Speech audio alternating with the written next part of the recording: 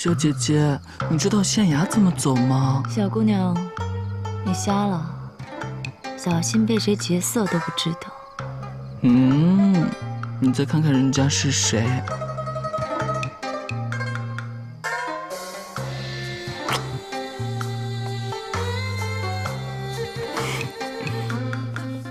好可爱哟，我喜欢。美吧？不过，我觉得还是要提醒你一下，下山历练虽然重要，但这样以身犯险，好像牺牲有点大。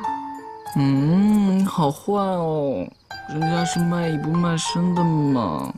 要是那个老鹰再敢对我动手动脚的，你可得第一时间出来帮人家解围，要不然我就死定了。必须的。好了，我走了。啊，直接进去？那么唐突？刚才你还让我做一堆准备。我走了。萌妹子加油！哦，哎呦我的天！骗人的。喝多了，唱得不错。哇！姑娘，没事吧？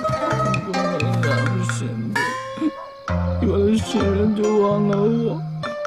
当时说好的呢，你拿我当什么了？用完就扔工具吗？你可别胡说！这要让周先生、何长老听到了，我的小命就不保了。大半夜的吵什么啊？周先生，惊扰了长老你们不要命了？哪来的酒家女呀？赶紧轰走！周先生，他好像……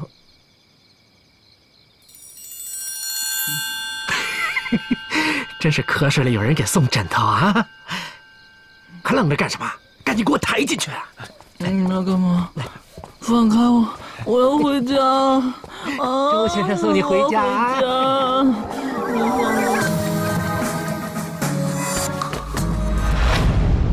你是个男的，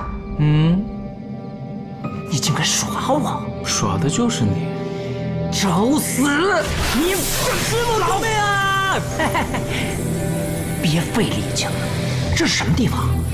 这是我何长老的地盘，你叫破喉咙都不可能有人来救你！救命！哎，坏蛋，私分你！吃我豆腐！